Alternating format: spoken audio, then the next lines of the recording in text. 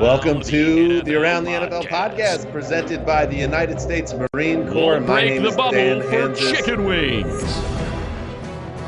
Welcome to the Around the NFL podcast, presented by the United States Marine Corps. My name is Dan Hansis, joined in a virtual room filled with some heroes. Mark Sessler, Greg Rosenthal. What is up, boys? What's happening? Let's do it. Totally normal week. Nothing, no problems. Everything is right on fine. schedule. What's Seamless. that gift? What's the gift, Mark? Is it like a little bear sitting in the room with the fire all around him? That guy? That's where we're at. Yeah, I'm not familiar with that gift, but it feels appropriate for what we are surrounded by ourselves right now. You're not familiar with the little bear guy sitting in the middle of the room with the fire everywhere. Everything is fine. Well, I am now. Oh my God. I am now. Really sounding like old guys right now. Love to see it. Mark is. That is the most well-known gif in the game right now. Come on now. All right. That doesn't matter. Who cares? Welcome, everybody. Yes, a strange season rolls on, but we are here to bring normalcy to your lives, or at least the best we can do it, right, Greg? I mean, we're here, soldiers of normalcy. That's the Around the NFL podcast. I mean, the football's been good. So the football that will be played, hopefully it'll be continue to be good. It's good. And we're here all the way to week 5. And as we do every single week, we will do it draft style, going through each of the games, including Sunday Night Football, Monday Night Football. And to get us going this week, it looks like the draft falls to Mark Sessler with the number 1 overall pick. And Mark, in these uncertain times, I feel like you're going to lean on something familiar. Well, I am, although it's unfamiliar all at the same time, because I'm going to go pick the Indianapolis Colts traveling to Cleveland to face the 3-1 Browns. And I am trying to remember a preview show in our long history where we had the Browns as the number 1 pick. I mean, without me pulling some sort of shenanigans, that's been improbable in the run of our show. So how did we get here? I would point to someone named Paul DePodesta, the chief strategy officer of the Browns, who a year ago, before they hired I thought you were going to Freddie mention Kitchens, a virus that originated somewhere else in the world and came here. But well, go ahead. That's a factor too. But DePodesta pushed to hire Kevin Stefanski before they hired Freddie Kitchens. He pushed to hire Andrew Berry. And for the first time ever, we have a head coach and a GM that are married together without a lot of infighting and politics. And it is showing in this team right now. And they asked a couple of the players, what do you think about Stefanski's play calling? Daring, gutsy. And we saw that against the Cowboys. A series of trick plays, the 50-yard run by Odell in a tough spot. I just think this is a different type of team than we've seen in Cleveland in a really long time. And, people can say, why isn't Baker Mayfield, why isn't he throwing for 300 yards a game? Well, you don't need him to right now. He has been tracked as when you look at perfect ball location, PFF looks at this, the number 1 quarterback right now. And I know that there are some plays that Baker Mayfield would want back, but he is working well in this system. The run game is on fire. There are concerns that Nick Chubb is not part of that. But Greg, I know that you've been studying a little bit of Dearness Johnson, who stepped in for Nick Chubb. Yeah. Right? And Kareem Hunt and Dearness Johnson and the rest of that cast did not skip a beat. Now, that was against the Dallas defense. Now you're playing a defense that has shut down the run and done caused a lot of other problems for teams that they've faced so far. So this is a good test for the Browns. Did you? And that was a love fest, Where did Mark. they get And I'm these happy guys? for you, Mark, because that is about as positive as you've been on a Browns monologue since I've known you. Did you say Baker Mayfield's the number 1 quarterback according to PFF? No. According to perfect ball placement in certain situations, it's a niche stat. But I'm gonna dig deep for niche stats to get some of these people that are on Baker's case. Come on, enough with that. Because I think we're gonna see. I don't think people are really saying why isn't Baker Mayfield throwing for 300 yards? I think it all makes sense the way their game plan is playing out. But now Nick Chubb is on IR, so that does change a lot, and it does put more pressure on Baker to, for example, hit that throw down the left sideline when Baker Mayfield when Odell bails him out in the end of the Cowboys game. You're going to need Baker to play at a higher level than he has. Well, they had about 7 points when Nick Chubb left against the Cowboys, and they put up 42 in the final 3 quarters. I don't know where they find these guys. Dearness Johnson just mowing over people, reminding Mark Sessler of a young Kevin Mack. But you're not going to do it this week against DeForest Buckner. I mean, it'll be tougher. You got to try to run against this Colts team, and we don't know if Darius Leonard is going to be out there, which to me is a huge factor. I thought when you said, Mark, though, one guy changed it all. I thought you were going to say Bill Callahan, their offensive line coach. Well, that fits too. To me, he's the key. He's the key. They're suddenly the best offensive line in the league. These teams are bizarre. They're 3-1 with their quarterbacks not doing much.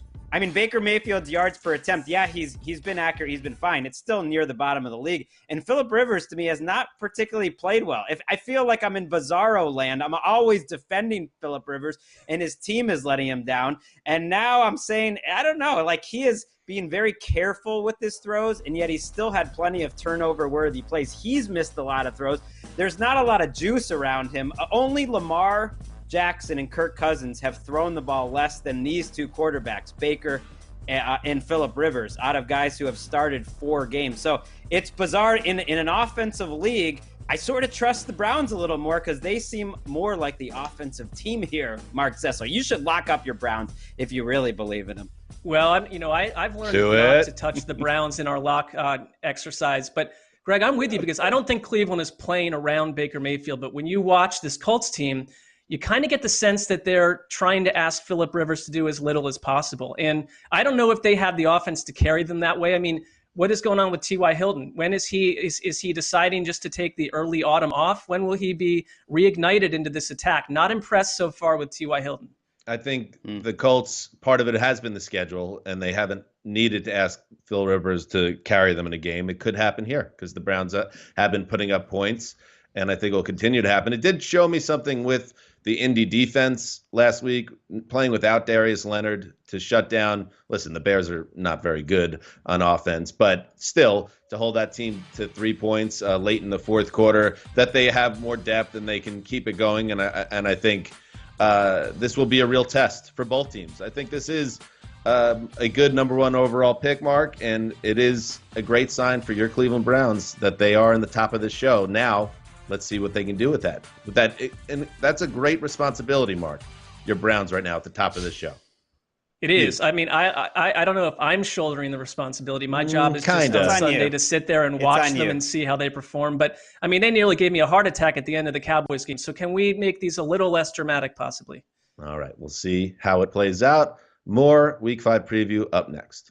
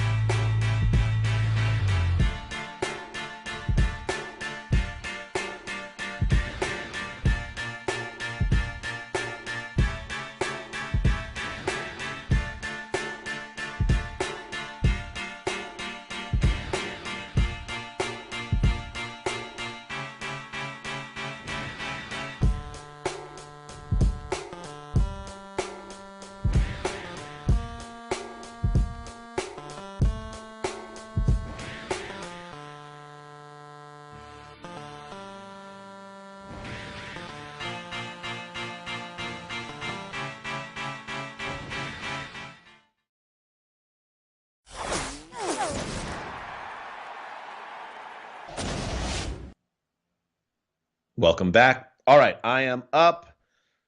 It is a bit of a weird slate this week. So it wasn't a game that jumped right out at me. So I will go with the Las Vegas Raiders traveling to Arrowhead to face the Chiefs. And I thought the Chiefs' performance on Monday night was interesting. They won because their defense showed it can still deliver a big performance even when it's shorthanded. You're missing Chris Jones, who is their best playmaker on the defensive line, and they still force 4 turnovers and hold the opposition to 10 points. Now, that opposition, does this game play out the same way with Cam Newton behind center instead of Brian Hoyer and Jarrett Stidham? Probably not the same type of game, but I still think the outcome would have been the same with Patrick Mahomes stepping in and making sure the Chiefs win that game. So I think on balance, even if you want to be like, oh, that was a bit of a bummer that the Chiefs offense wasn't humming there in primetime, I think it was on balance a good sign for the Chiefs, that they, again, showing that this is a well-rounded team. It's not just the Patrick Mahomes show. So I expect them to be in a really good spot here against the Raiders, Greg, a Raiders team that showed for the second consecutive week that they can hang for a while with a team better than them, but they make too many mistakes to win these games outright. And they don't have a defense. I mean, this is the perfect recipe for the Chiefs to get right offensively. It feels weird that a 4-0 team who blasted the Ravens on Monday Night Football needs to get right, but they are a little different. I mean, Mahomes is 18th in yards right now, like 8th in yards per attempt. They're between 6th and 8th. I mean, he's fine. I'm just saying they're not at the level that they were at a year ago. And he's playing well. And you know what gets you back to that level? A nice, comfortable matchup versus this dreadful Raiders defense. I mean, they were 30th in the league last year in efficiency, 31st in the league this year. They don't do anything well. They miss tackles. They're not fundamental. They don't have much skills. They don't have a pass rush. The one thing I liked about them was in their secondary with Trayvon Mullen and Arnett, and now Arnett is hurt. And so this is perfect. Mahomes cooks the Chiefs, and I think John Gruden's head is about to explode because of this defense. He's never had a bad defense like this. He always had Monty Kiffin kind of propping him up in Tampa.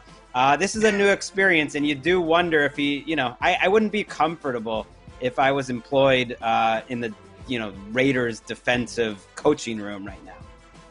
I think you're right, Greg. And I mean, I don't like to look at results from a year ago and beyond that, but there is something about this Chiefs-Raiders rivalry, which is that it's not a rivalry. It just hasn't been for so long. Derek Carr is 0-6 in Kansas City. John Gruden has not beaten Mahomes and the Chiefs, and they haven't just simply lost. Look at some of the results. They have been sandblasted by the Chiefs. So we can talk about Kansas City still finding its groove on offense, but their version of finding their groove is they're 4-0, they're undefeated. They just hammered the Ravens a couple weeks ago. I don't see a lot in their way this time. What I'd love to see is what happened to that Raiders offense from week one. What happened to Josh Jacobs? I mean, it's one of my favorite running backs. He's not been the same guy in the past couple of weeks. I think he's playing fine, but he's not the central figure that he was. He's not before. breaking a lot of big plays right now. That's for sure. No, and you mentioned it, Dan. Like, this is a team that if you want to be a frisky Raiders team, you have to be like the Patriots were a week ago. They had an offensive penalty. It was their first all season. Okay, that's well coached right there. That's discipline. The Raiders, to me, are a mistake-prone outfit, and you can't be that against Mahomes and the Chiefs. You're going to get waxed. I thought it was a perfect kind of summation of where the Raiders are, which is a team that they're not a laughingstock by any stretch, but Darren Waller, their star tight end, gets the ball punched out of his hands by Josh Norman. The very next play, they go up top. Josh Allen and hits a 50-yard pass to Diggs to set up the game-clinching touchdown. Breakdowns all over the place. So the Raiders aren't there yet, and you mentioned sandblasted, Mark, which is a wild way to explain it. So I'll go with we lock games every week. I couldn't look in the mirror and say, I'm going to lock up the Chiefs here, because this feels like the sandblaster event of the week where we could be, a 3-touchdown difference. I don't like the Raiders' chances of hanging in this game. No, we would kick you off the show if you'd attempted to lock up the Chiefs. That's illegal. All right. Show us something. They might get Trent Brown back, though, a big-time right tackle, and they might get Henry Ruggs, their first-round draft pick, on offense. So show us something and score some points, Raiders. That's another See, we challenged the Browns by making them first and say, show us that you are worthy of that high placement in the show. Now, Raiders, we challenge you to make it competitive at Arrowhead. Greg, you're up next in the draft. Another game I'm going to challenge a team. How about the Minnesota Vikings go to Seattle and put on a show for us on Sunday Night Football? I think they can do it because the Vikings offense the last couple of weeks has taken major strides because of Justin Jefferson. He has played so well. I'm almost like afraid to talk about how well Justin Jefferson is playing. Like you watch those two games and you think, is he the number one receiver and Thielen's number two? Like, has he fully replaced Stephon Diggs yet? It sounds crazy because it's 2 games and you want to see more, but it's the way he's doing it, his yards after the catch, the way he gets the ball at the catch point. It's everything they were saying coming into the draft. It's everything that's making the Eagles fans crazy that they didn't wind up with this guy. And Dalvin Cook is running as hard as anyone. They're scoring over 30 points a game. Cousins is like in a totally different offense. They barely throw the ball, but no one throws it deeper more often than Kid Cousins. Like, what is happening? It's a totally different Vikings exactly. team. What is and it's a happening nice matchup nickname? for it. Right. I love a little Kid Cuzzy. They should put up points. Everyone puts up points. You know what? I thought Seahawks. the same thing the past 2 weeks. The Vikings fixed themselves on offense. And I there's too much talent there, and you could get on Kirk Cousins for being flawed or a guy that can't get you to the next level, but Kirk Cousins is going to get you points and take you down the field for 16 weeks of a regular season. So they've now fixed one side of the ball. Now they just got to figure out how to make the defense competent, and if they could do that, they will get back in the race. But I'm with you. That was on Justin Jefferson. That was a huge issue for them in the first 3 weeks of the season where they couldn't, or the first 2 weeks of the season where it was clear that Cousins didn't know who to trust. Once the Kid Cuzzy showed that he could trust the rookie. Now that offense, the lid's off the offense because you have 2 big-time receivers and, quietly a top 3 running back in the whole league in Dalvin Cook. Yeah, they can be what they were last year. I mean, it was the question of you handed away Stephon Diggs. It wasn't in any way a fleecing because you got picks back, and then this pick is worked out with Jefferson. So you can be what you were last year, especially when you have Dalvin Cook running for 345 yards and 3 touchdowns over the last 2 weeks. I mean, this is an explosive offense when it wants to be. I mean, you're facing a Seahawks pass rush that simply doesn't exist. I mean, it's a ghost pass rush. It's the worst in the league in many metrics. Jamal Adams is out of the mix. So this has potential shootout potential if the Vikings can be what they want to be. But I'm going to tell you something right now. I just think Seattle's a special team right now. And, the desert does not provide a lot of comfortable locks this week for us. But I have no shame in picking the Seattle Seahawks to lock this game up, to win it, and take the Vikings. All right. I like it. Okay. I mean, you're right. It's weirdly a week. There's a lot of mismatches. And I think this game is dangerous for Seattle. I trust them ultimately because they're so aggressive offensively. The drive at the end of the first half against Miami was unbelievable. I'm not gonna shame you. You know Mark. what? I already can tell Dan is getting. I'm going to be hearing about this from Dan until right we on the wrap edge. our Sunday night show. I have no problems locking. I this haven't up. said anything. Let it be stated. No, for it's the record. it's your tone. It's the way that you're nodding. You're sort of shaking your head a little bit. We've all been here before. The Vikings defense is so bad. If you saw that drive that the Seahawks guys made at the end of that first half, they had 25 seconds and they scored a touchdown against Miami. In the past, that would have been Brian Schottenheimer running into the line and running into halftime. Instead, they score a touchdown in 4 plays. Like, that is outrageous. And Minnesota's kind of showed nothing defensively where you actually think they'll get many stops. So you're right, Mark. Sick. This is a good pick. I feel good about Russell Wilson on pace for 75 touchdowns at home against the worst pass defense in the league, a team that's 1-3. I feel like this is a good lock for you. Thank you. Your approval is something that I'm constantly seeking, so this matters to me. Feeling good. All right. What's next? Coming up next, we have more Week 5 action to get to. Stay right there. We'll be back.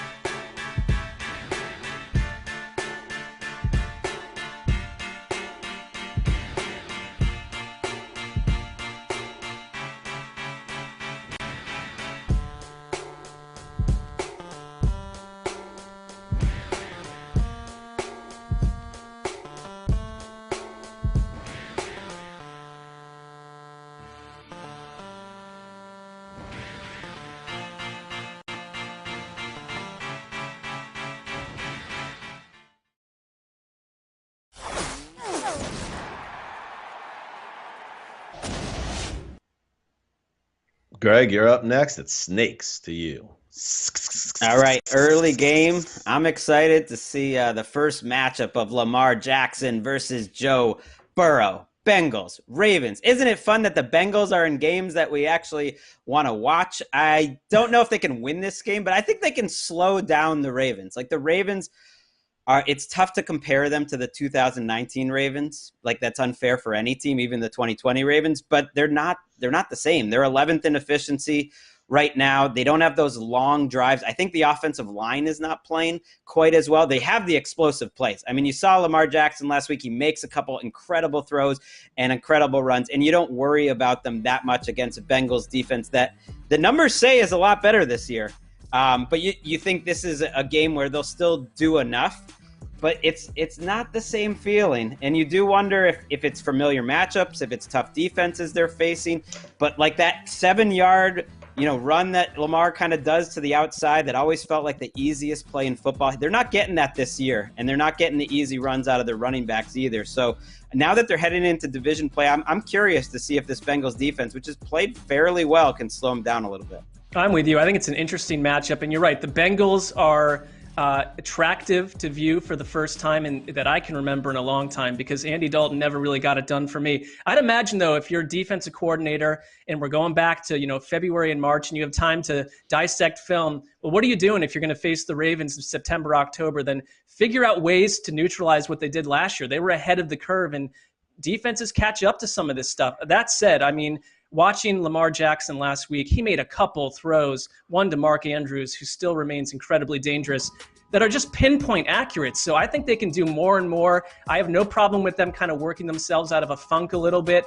This Ravens team, to me, I would consider it a Titanic upset if the Bengals slowed them this week. Am I wrong here? I mean, I don't think anybody's going to pick Cincinnati to win this game, but I do feel the same way that Burrow makes them exciting, Cincinnati. And you know what? Finally, Joe Mixon becomes a huge part of that offense. Right. And it's kind of weird. It's the same weekend last weekend that he began the weekend in the hospital with the mysterious chest pains that he wondered if he got it from sleeping the wrong way. I've never had issues from sleeping on my chest. I've put my arm to sleep before. I've woken up with a sore neck before from sleeping. Old guy move, definitely. But put me in a hospital with a chest injury from sleeping. I don't know. But he was awesome in week 4. He carried the offense 3 touchdowns, over 150 total yards. And that's like a nice reminder. Hey, Joe Burrow doesn't have to go at this alone with a bad offensive line and limited skill talent on the outside. You have this all-pro caliber running back behind you. So having Joe Mixon playing like Joe Mixon is huge for Cincinnati and makes them frisky in this game. And my thought on the Ravens is, yeah, maybe they're not humming like they did last year on offense, but they might not ever do that again. Lamar Jackson could play 15 more years and never have a season like he had last year. That was just a blessed season.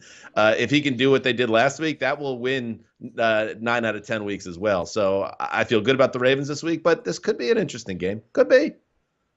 Defensively, I think they have to be a little worried about their pass rush too. They get no pressure without sending blitzes. And so this is a good test against Joe Burrow, where you figure you shouldn't need to send the house to get to Joe Burrow in this offensive line. They played better against Jacksonville. But Baltimore, I know they're worried about that. They don't have guys that can win one-on-one. And I think against the better teams that can expose you. And Joe Burrow, I don't know. He makes the right decisions. He might know where to throw against that blitz. He's got weapons. T. Higgins playing pretty well too. All right. I mean, I would say that the Bengals have helped pass rushes get right all season. So it could be arrow up for the Ravens on that front. All right. I am up next. And I will select, drum roll please, Monday Night Football, Chargers at Saints. Ooh. Okay, so really liked what I saw from the Saints against the Lions. They fall behind 14-0, and you're thinking, uh-oh, this looks like a disaster shaping up. And then they reel off 5 consecutive touchdowns and take control of that game and win it and get their mojo back a little bit. I'm not saying all is right in New Orleans right now, but that is a win that I feel like can get them going. I continue to think the hand-wringing around Drew Brees is a little bit absurd.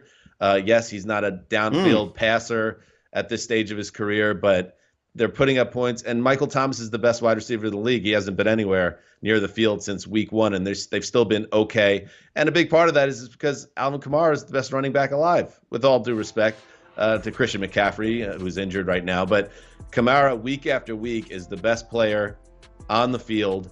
And I think we're just going to continue to see this offense piling up points, even if Drew Brees isn't hitting on 50-yard bombs. I don't know why everyone's so obsessed with the idea that Drew Brees has to hit on these long passes for the offense to be good, because it doesn't. It's fair. I'm with you, Dan. I mean, Greg, go ahead. No, go for it.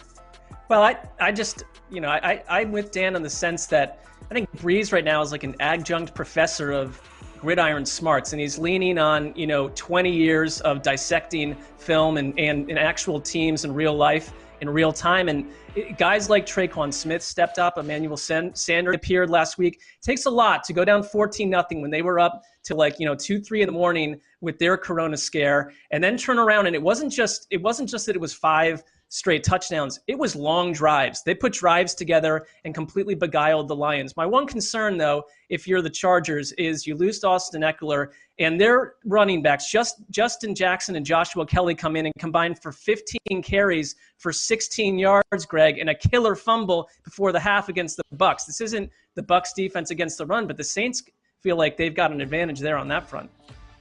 Yeah, they have a lot of advantage. I'm worried. You're right. I mean, the Bucs are a historic rush defense last year, so that's not a shock. I think Joshua Kelly's fine, but I'm worried about Justin Herbert because I like this kid so much. I've enjoyed watching him. He's been my favorite part of the entire 2020 season. Love when you say kid, by the way. How well he has played. Just love it.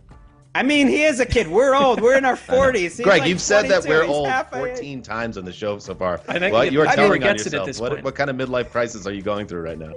I'm 41. I'm embracing it, but this kid's You're a man, damn it. And he's unbelievable. The touch, the accuracy, and it's 41. almost like things have been going too well for him. And you worry about in primetime because he's not just playing well, he's carrying them. They're missing 5 defensive starters. They're not the same team without Chris Harris and Melvin Ingram and the rest of their starters, Derwin James. They're not the same without Austin Eckler. They didn't have Mike Williams last week. They didn't have the right side of their offensive line. We'll see how the injuries shake out this week, but you're playing a veteran team that's pretty deep up front, that's getting players back, and it just feels like it's asking Herbert an awful lot to carry them. Yeah, I think to your point on the defense, like you're up 24-7 against Tom Brady and the Bucs, and you let that slip away.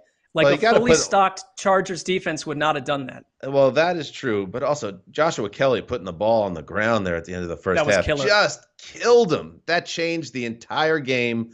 It would have been 24-7 at the half.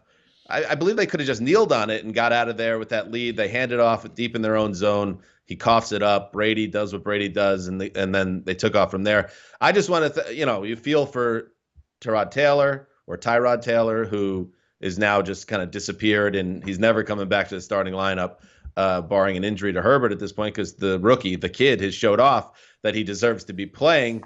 But we should be thankful that this Monday night game has juice, because Tyrod Taylor against the Saints doesn't do much for me at all. A young Justin Herbert against the old Drew Brees, that's fun. But for all the reasons that I've stated earlier, I'm locking up the Saints here against Justin Herbert in prime time. I just think he's got a little bit of a tall task ahead of him. Is that okay with you guys? And if it helps, Dan, like as you approved of my lock, which means a lot to me, in reverse, I approve of yours. Greg, how do you feel? It's fine. This is like a week where we're just hitting some 4-foot putts. Moving on to the next one. Watch us all lose. All right, we will be right back after this.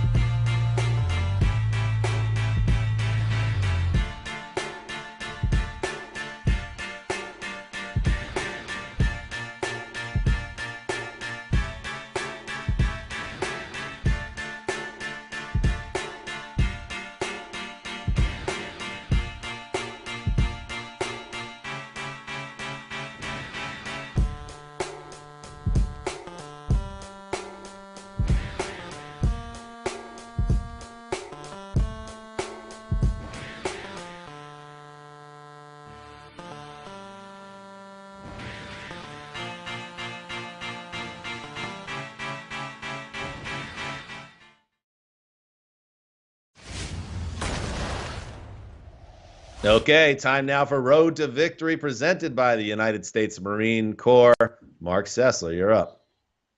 All right. Well, we're running out of games here. I'm going to go Giants Cowboys.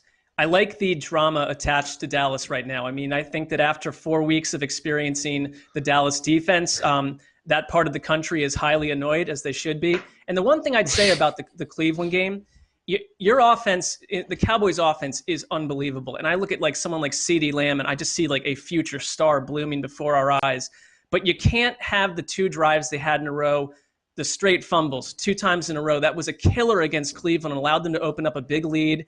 I mean, here's this game, though, against the Giants. The Giants are pretty good stopping the run. They did a nice job against the Rams last week, held them to 56 yards with about 10 minutes to go, and then Goff hit Cooper Kupp, and the whole thing went off the shelf. But Dexter Lawrence playing really well. But do I trust the Giants any more than I trust the fake plant over my shoulder to stop Dallas? No, I don't. I do not at all. I trust the plant more. This is going to need to be a Cowboys game where they say, stop talking about our defense. Let's just get right, and let's march on and try to win this NFC East with like a 6-10 record by the time this thing shakes out. Well, Dallas has had a lot of bad luck. I mean, fumbling, yeah, you can get on them for it. It's a little fluky how much they fumbled, and they've been in every game.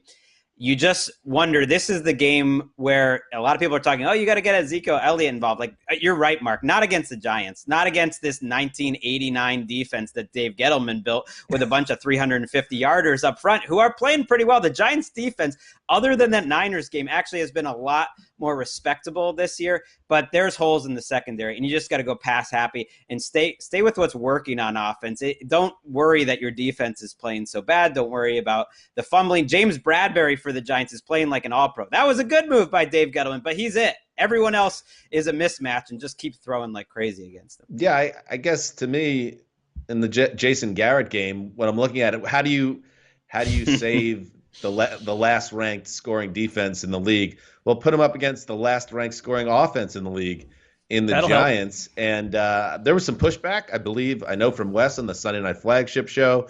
And I believe you guys might have chimed in that Daniel Jones has been fine and he's not the problem.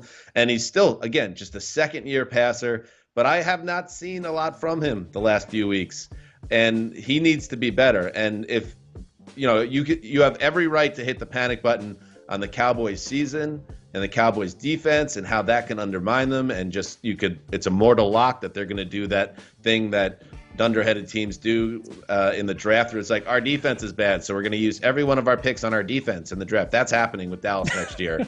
But if Daniel Jones doesn't move this offense with regularity and put up points, I'm going to start worrying about Daniel Jones, especially with a high. It's the same thing with the Jets, the other team in the East Rutherford doom zone.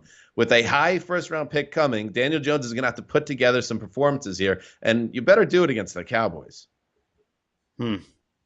I mean, I put it more on Jason Garrett. Giants fans never thought they were going to miss Pat Shurmur, but here we are. I've seen Daniel Jones play well and play exciting brand of football and not be so tentative and indecisive. It was as a rookie, and now you have a new offense, and it's run by Jason Garrett, and Cowboys fans, ooh, this is a great Schadenfreude game. They're going to love just burying Jason Garrett. They're going to enjoy it. I right? do. A lot of drama. And I love Everyone's like, well, he's a nice man. It's like, well, yeah, boring offensive. Wow. And this is more why sports is fun, but the Browns get credit for being a daring offense with Kevin Stefanski. The Cowboys are the joke of the league on defense.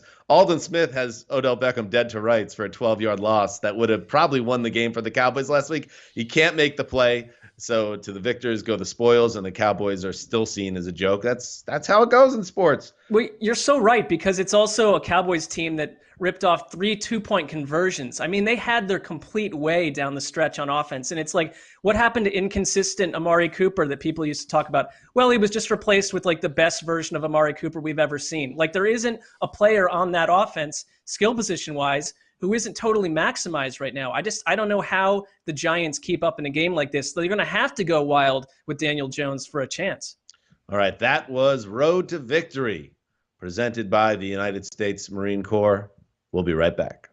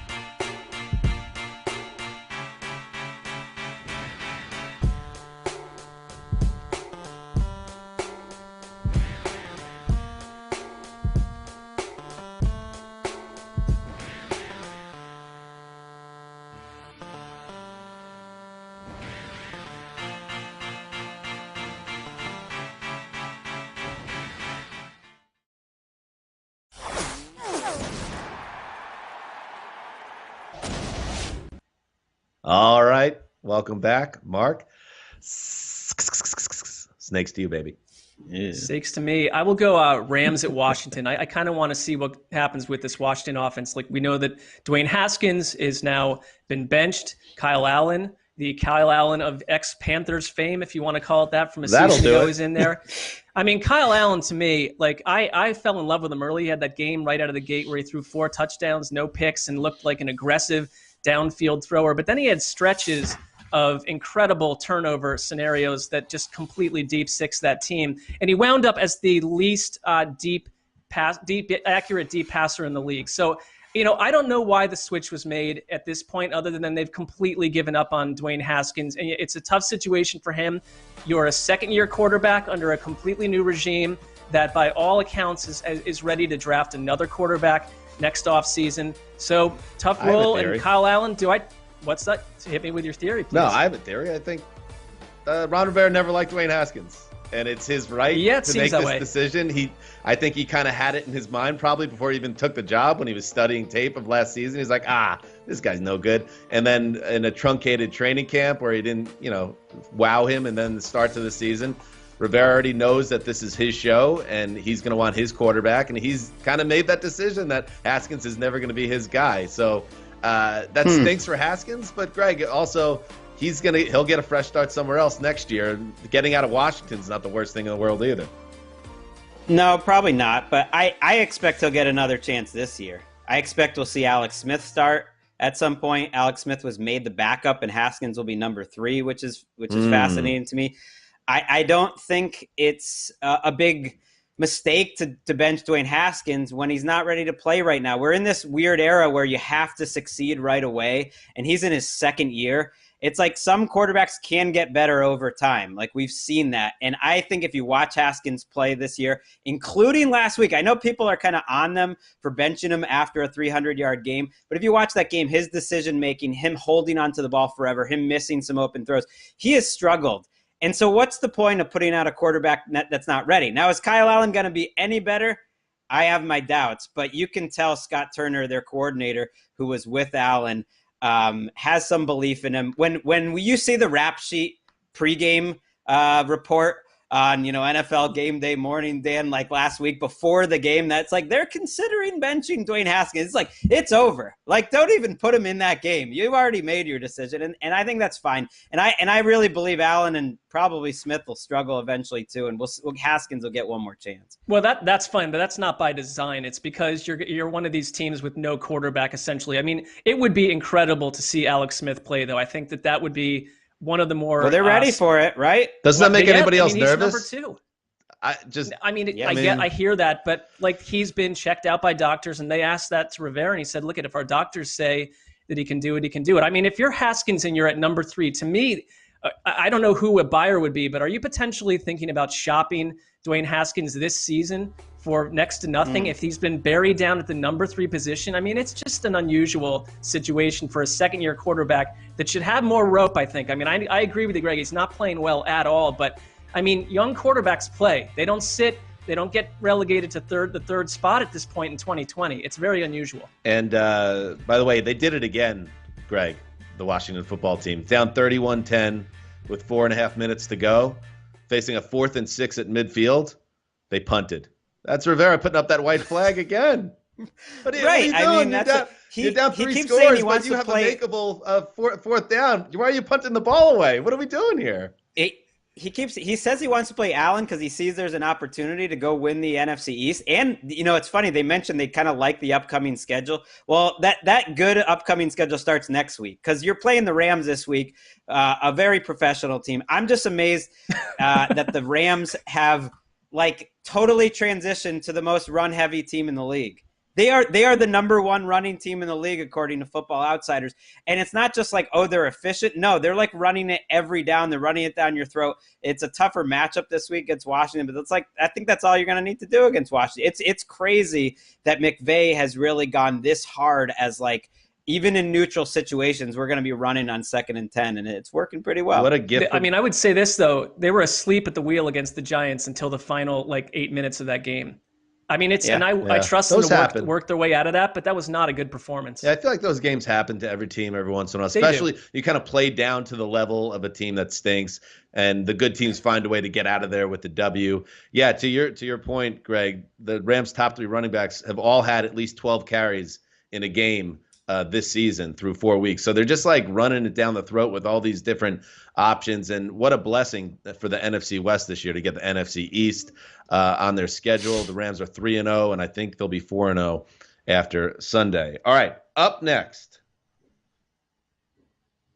more Week 5 action.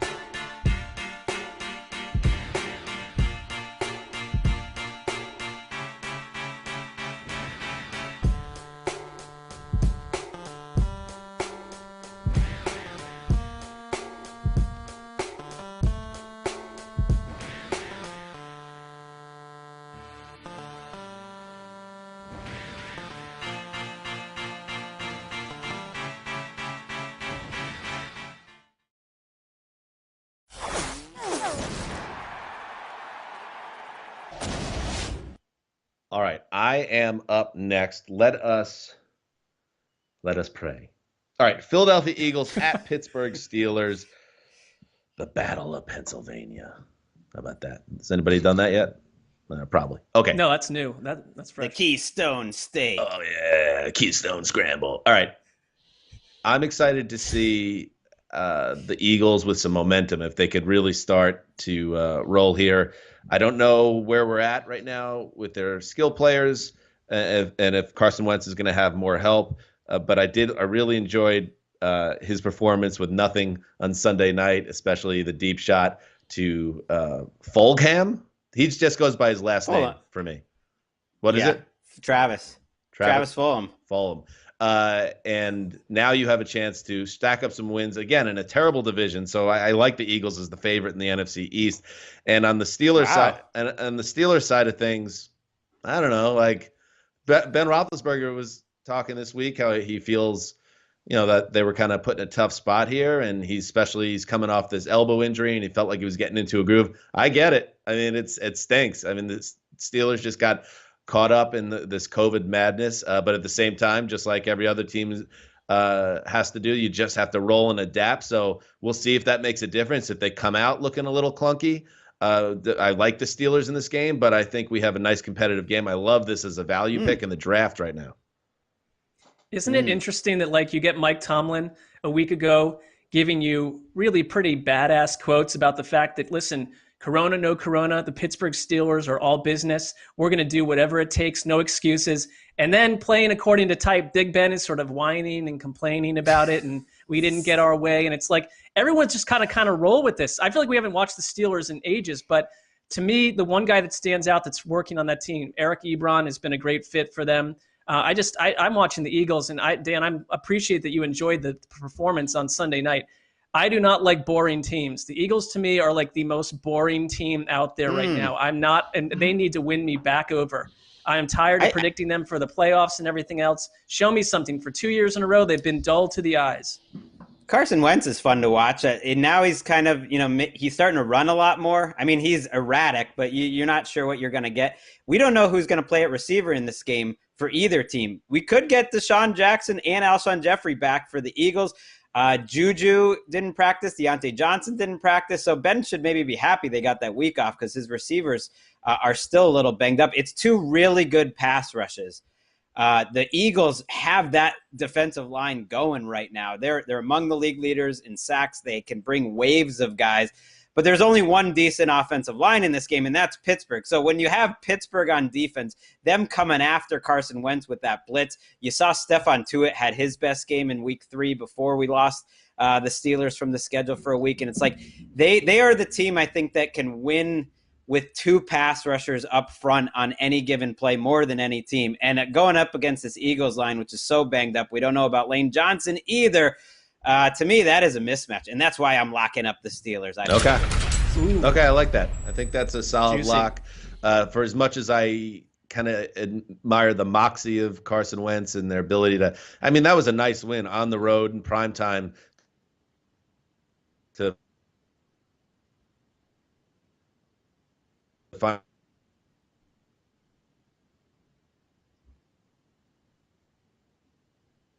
a Yeah, I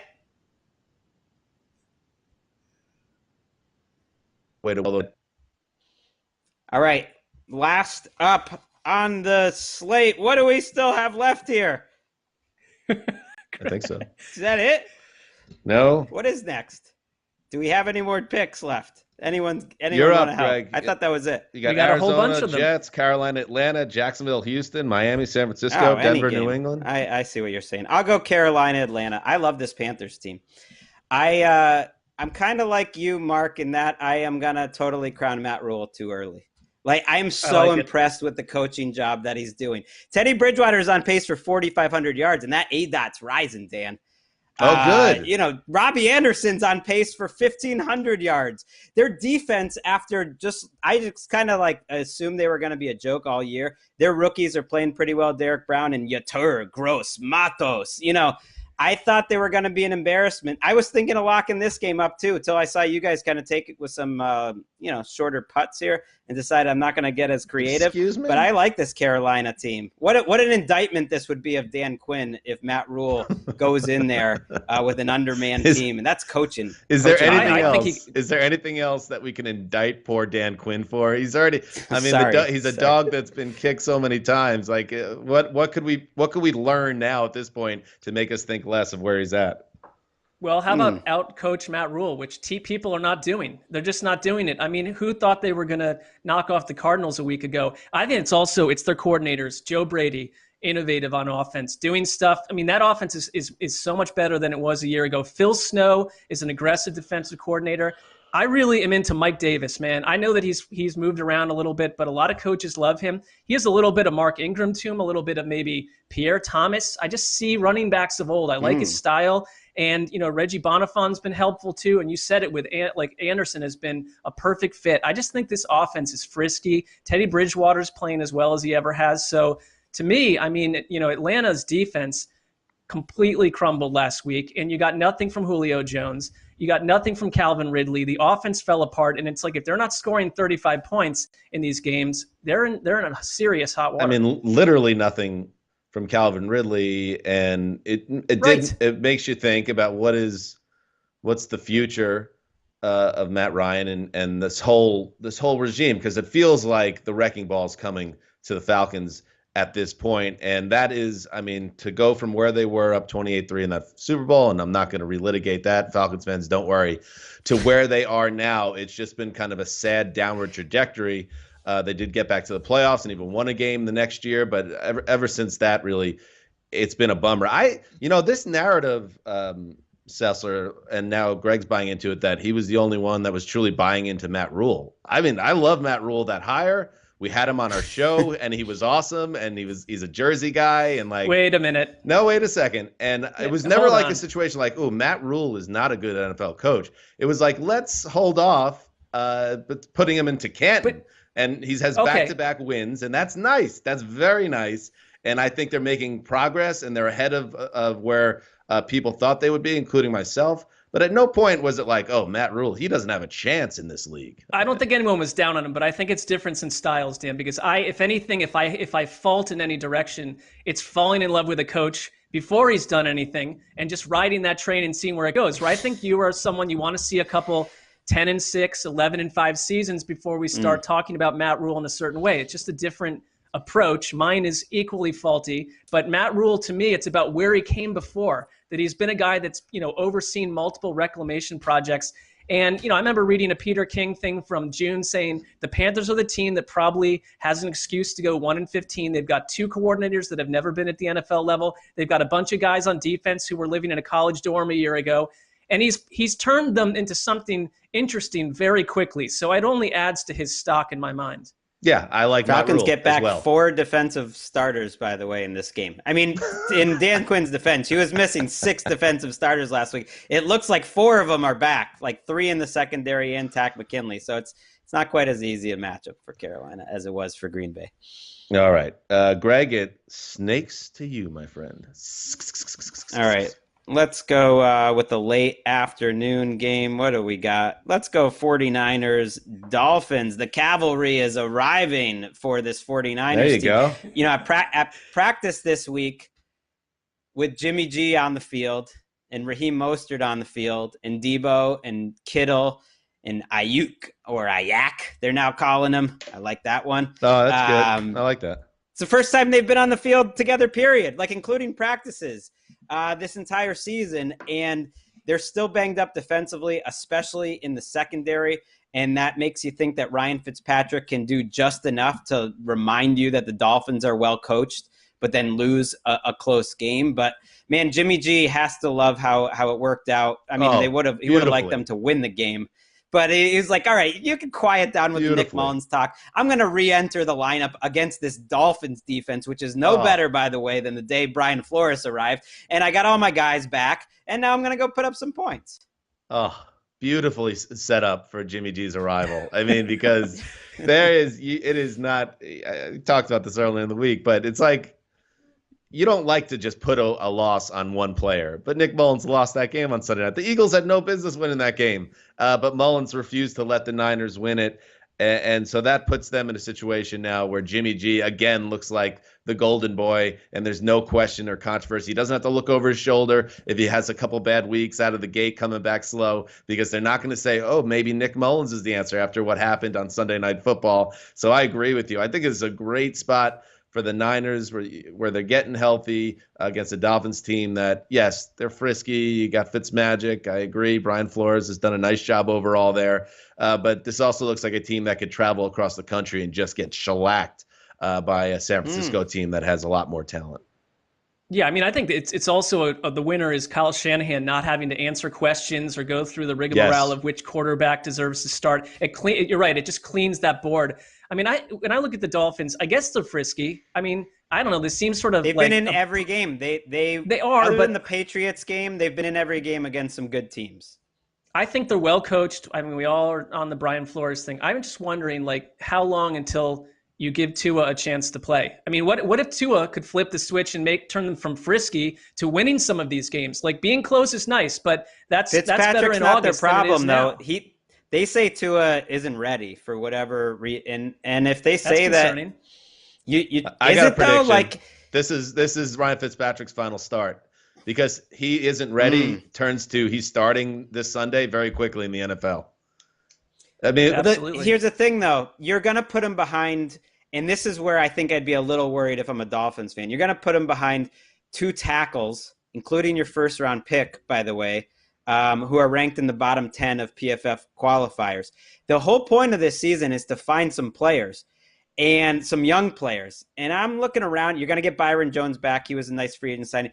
I'm looking around, and who is it right now? It's It's Gesicki. It's Isaiah Ford. Like, who are you getting excited about that you're taking with some of these draft picks? You had 3 first-round picks. Austin Jackson struggled. I know it's early, but Igbenogany struggled. He was another first-round pick. I know it's early. It's like you want to start finding these young players, including like Tua's not going to fix Can't it be all too on his precious own. though, Greg. Like this, Right. he's a football player. He was drafted to a football team to be their football quarterback. Like I understand you're probably not going to put him into an ideal situation, but the days of putting him a guy on the bench for a year and building up a better situation around him, I feel like that's a bygone era in the league. Right, and it's nice to be Mahomes Brian Flores, where you can say Mahomes for 2 straight years we're not going to put our rule. I mean, if you're Brian Flores, though, it's like how much time is he given to show us what the Dolphins really are? I mean, I'm more of a fan of not throwing basically every quarterback into the fire, but he's got to start soon. Nobody thought Justin Herbert was ready, right? It's fair. That's fair, dog. All right, I am up, I believe. Hamana. I have, let me tell you something. The Jets are on the board, but Sam Darnold is not playing this week. I have no interest in watching the Jets. This Jets team with this coaching regime, without the quarterback, who's the only kind of piece that we're trying to work out right now, that game means nothing to me. Take the slate off because I'm not picking the game. Denver at New England is my next pick. Ooh, I need a 4 p.m. game. Greg, I'm not taking it from you. I know you're going to watch it either way. But for the No, I'm not going to watch it. I'm intentionally passing. I don't like watching them live every week. This is one I'm fine. Little Game Pass. You can luxuriate a little bit with it. All right, good. So everybody wins. What cooperation between you two? The Broncos at the Patriots. Obviously, Cam Newton, everything is upside down with his COVID-19 positive test. But you still got to like their chances here. Brian Hoyer's not starting. That's the only thing I could tell you with certainty. And we're going to see. Well, you don't know that for certain. Well, do you think after what we saw on Monday night, Bill Belichick's going to be like, you know what? Brian Hoyer is still my guy. Unless he's really trying to stick it to the media, which he's been known to do in the past. So Damian Harris is a guy, Greg, that I know you liked what you saw from him last week. This is a bit of a weird game. You got uncertainty at the quarterback position all over the place, but you imagine the Patriots can take care of business in their building. I'm a little shocked how heavily the Patriots are favored in this game. It's a lot of faith. So we don't know. The matchup could be Drew Lock versus Cam Newton. I mean, there's no one said that Cam Newton's definitely out, and the way they do the test, if he was asymptomatic, I haven't ruled it out mentally. The Patriots, as we're taping this, haven't been back in their facility. So Hoyer didn't practice before last week's start. It's possible after Stephon Gilmore's test, we haven't done a podcast since Stephon Gilmore tested positive. It's possible the Patriots aren't allowed to practice this week either. Hoyer didn't practice before that one. So the matchup could be Locke versus Hoyer, could be Locke versus Stidham, could be Locke versus Cam, could be Brett Rippon against any one of those three. We don't really know. Drew Lock has been at practice for the Broncos. That obviously changes the entire complexion of this game. Them playing without Stephon Gilmore changes their defense. I mean, it's all just so messy. Yes. In fact, it's so messy. I don't even think we should really talk too much more on this game unless someone has another fact to add before we move on. No, I'm just going to say that the Broncos defense has been really competitive and playing well. The Jets game wasn't like their best game, but if it is Stidham or Hoyer, they have been so competitive each game. And there's no Gilmore. Like, I think Bill Belichick is legitimately worried about what a Vic Fangio defense could do against Hoyer or Stidham. Saucy. Up next, Mark Sessler. All right. Well, I will take what is nothing less than a bullet to the chest going Cardinals-Jets. I guess I'm going to take this Jets game. I don't like what you did to me there, but no, I am going to do it. And I like watching things just burn to the ground, right? And that's what's happening with the Jets a little bit, but it doesn't make me happy at all for you, Dan. So I'm not taking any pleasure out of it. It sounds like a real bittersweet Sunday of viewing coming up for you. It's that may not be something I'm zoned in on snap after snap, but I would say if you're the Cardinals, you've got to get out of a funk. I mean, where we were with them 2 weeks ago, it was, oh, listen, we spent all offseason hyping up the Cardinals, and there's one of those rare teams that hits the scene and does everything we expected, and they're super frisky, and they're going to potentially win the NFC West or slide them right into a wild card. And then they lose 2 in a row. And watching them against Carolina, Kyler Murray, like through the air, they just seem a little bit lost to me. I mean, it's essentially the ball is going to DeAndre Hopkins at incredible amounts and very few other people. I don't think Kenyon Drake is giving us everything that we thought from Kenyon Drake at this point. And I'm just wondering, are people catching up to Cliff Kingsbury's offense a little bit? Or are these parts just not necessarily working together? I mean, again, though, like we've talked about the Jets, to be real, it's hard to scout teams that play the Jets because of what they've been this season, which is next to nothing. So I would be surprised if Arizona can't go into MetLife and do what they want to do in this game. The Jets defense has not been a total disaster, but I think it has. They're coming off a game where they've been getting killed all season on the pass and the run, and we're coming off a game. People are wondering, why isn't Adam Gase fired yet? Well, and I'll give you a shout out on this one because you pounded the drum on this in the past, is that Greg Williams is having another one of those tenures where he's excellent one year and then dog poop the next, and 6 personal fouls against the Broncos by the defense, in addition to not being able to figure out a way to stop Brett Rypien beyond those. I know it's Brett Rypien. Beyond those interceptions, just a weird game on Thursday night. You can't fire Adam Gase and then promote Greg Williams when the defense is terrible. Promote Sean Jefferson. I mean, I guess promote you their can, assistant head but coach. You have to Joe have, Vitt. Promote their special teams coach. Whoever. Yeah, but you need to have if nothing else, Adam Gase has experience. The team's going nowhere. You can't just take somebody and make him the head coach for 12 games that has no experience. Things could get even more embarrassing. Why not? I mean, it gives him. Because I just told you he could be it's at the point that it's humane. I think it's at the point where it's humane. If they lose, this is like a lose-lose, because if Flacco plays well and they won this game, that would almost be bad for the Jets. It would make Sam Darnold look bad. But yeah, I think it's humane. If you've made the choice to move on from Gase, which I would imagine they are, just put Sean Jefferson in. He's been a coach for 16 years. He's the assistant head coach. Give him experience. I think he would like that. Or Joe Vitt or Boyer, their special teams coach, who's done a good job with. I don't know. All right. Okay. What's the point of keeping him? That's a fair point. As long as, and don't put anything past the New York Jets, if their organizational feeling on this is it's Greg Williams or Adam Gase, I am fine with keeping Adam Gase there until New Year's Eve, and then you move. Right. The only thing, though, if you really want to go out, one thing the Panthers did this last year with Matt Rule was they got rid of Ron Rivera and they started the process of vetting and looking at candidates early. And if you're the Jets, you don't want to get caught not getting the guy you want. But you can do that while Adam Gase is still the head coach. You can, but I mean, I think it's clear with candidates that are out there. Right. Some of them are not going to want to talk to you with a head coach in place. And I think this is a big game for the Cardinals. By the way, this is a huge decision for what New York does. This is Sam Darnold's career. You cannot go get this wrong and hire the next ballyhooed version of Adam Gase, who is just simply Adam Gase. You got to go nail this thing. I'm going to call Joe Brady as the next Jets coach, or Bill O'Brien, one or the other. Greg, what were you going to say? Or trade for Matt Rule. You almost had him before. Yes, I'm just saying it's a big game for the Cards. The Cards just lost the Lions and the Panthers, and the Panthers game was convincing. That was a beatdown. Yep. They have to win this game. They're not taking advantage of this easy schedule, and they're beatable. Their passing game, you're right, is a mess. And if we're totally honest about it, it's never been above average since Cliff Kingsbury and Murray's been there as a passing game. I think it'll get there, but it's been a good running game. They're just not there yet. I think they will in time, but they're tough to watch right now. It's funny how they're much more reliant. They got to win. Murray they got to win this game. You got to win this game. If they lose it, it's a tire fire. It's a disaster.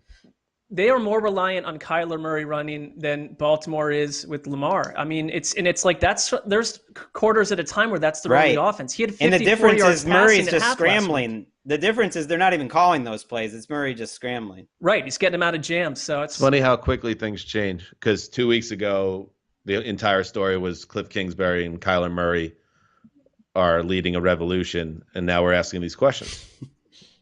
That's just funny. That's sports. That's football. All right. That's everything. That's it. We had the Lion Don't forget about the Jags. Oh, we have one more. Yeah. We have one more game. Mark Sessler, close it out. All right, we've got. What am I? I feel like I'm wedded to total disaster scenarios this week. I've got the Texans, fresh off of firing Bill O'Brien. Well, you know what? They played Jacksonville, so there's a little something to like there. This game to me, I guess it's you know what? I'm just done with. That reset pause from you was priceless. I loved it. I'm done with the Texans, and I do feel a little annoyed because I have a bunch of games here with teams that I would watch last on Game Pass. So give him to Nick Shuck. Tough draft. That's a good move. And if he's watching this, I will not do that. But then behind the scenes, that's exactly what I'll do. To me, it's I want to just get more of an idea of what Gardner Minshew is, because I think it's fair at this point, whether you're a Minshewian or not, to say that this is a streaky quarterback and a streaky offense. I like him overall, but it's tough to say this is the guy that you're going to base years off of with what we're seeing, because it just seems to be up and down. Now, I think that the offense was completely different when DJ Shark was not in there compared to when he is. I think that their passing game runs around him entirely. I don't know. It's to me, the Jacksonville Jaguars are a more interesting offense to watch than the Texans have been. I know that I like Deshaun Watson, but they're the best group in this game, the Jaguars offense. I don't even think there's a question. They're a good offense. I don't think they're a good team. I think they move the ball pretty well. They're on time with their throws. I expect them to put up a lot of points, but I think they're probably the worst defense in the league. And man, there's a lot of bad defenses. So the Texans could be in that mix. I don't think they're quite there. I would put the Jaguars as the very worst. If you look at the quarterbacks the Jaguars have played, all of them have had their best game by far against the Jaguars. Joe Burrow finally gets off and gets protected against the Jaguars. Ryan Fitzpatrick, takes it back on Thursday Night Football and shows his chest hair against the Jaguars. The only game where Phillip Rivers went up and down the field was against the Jaguars. The Titans put up 33 points. This defense is terrible, and the Texans offense is not terrible. So this should be a nice little, hey, we got rid of Bill O'Brien. We want to show you that everyone's happy under Uncle Romeo Crennel. Let's go get a victory. I came this close, boys, to locking up the Texans. Me too. Based on the no Brian factor at play here. And there was the report this week that J.J. Watt, who's the face over there with Deshaun Watson, was in a shouting match of some kind with O'Brien a couple weeks ago in practice that led to O'Brien losing the team for good. So Romeo is we talked about it with Seth Payne, who covers Houston sports down there in Texas. Romeo is that guy that everybody likes, that just hangs around, and he's down with demotions. He's cool with promotions. So he's just somebody that everybody roots for and wants to play hard for. It feels like a perfect spot for a winless team that's not an 0-16 team to get right against a deeply flawed Jaguars team with up and down offense and a truly dreadful defense. So the Jaguars are on pace to set franchise worst marks for points allowed per game, yardage per game. We are not that far away from Saxonville. I know it feels that way, but that was 3 seasons ago. And it's gotten from that point to here, which is such an organizational failure that I don't know what else to say. I would say, though, their defense last year, remember how teams were running on them, literally destroying them on the ground. So they've been a bad defense for a while. There is one insanely annoying nugget to me, and it happened late yesterday, that this Jack Easterby character has now essentially anointed himself general manager. This is one of the most absurd things that has happened in the National Football League in my entire life. This power-hungry individual is the most Machiavellian person. And it's not just Bill O'Brien. He's a pastor, Mark Sessler. How dare you? This guy, this is the kind of thing that drives me nuts. This guy, who was essentially a culture coach for the Patriots, is now the general manager of the Texans. I don't trust anything. Even worse than that, they say, well, don't worry about it. The plan is he'll take a step back. We're going to hire a GM. Well, guess who's hiring that GM? Old Jack Easterby. Right. Give me a break. I feel like the Texans ownership, this is a case where the media does sometimes matter. I think the media has a chance in Houston, and they might just do it, to bury Easterby enough and this plan enough, and I'm going to help as much as I can over the next 3 months, that this is a bad idea. because you have Deshaun Watson. You have the stadium. You have everything. You've got cash. Like, they always have the most cash of any team other than like the Cowboys. You got it all. And if I'm Eric Bieniemy, for instance, I'm not taking a job with Jack Easterby. Exactly. I would tell my agent, if I'm Bieniemy, and you don't do this publicly, you tell your agent to tell them, I don't want to do the interview if Easterby's running it. And, enough people from the league, start whispering like that, and who knows? You people got Bill O'Brien fired. I'm sure you could do this as well. No, it's a Who good. cares? You've never I am met with him. Greg's You don't know plan. him as a person at all, but he's an evil as a dragon in a medieval tale. So let's run him out of town as well. No. Process. I'm sure It's he's a process. pastor. It's the I'm sure same he's a nice process person. your Jets took.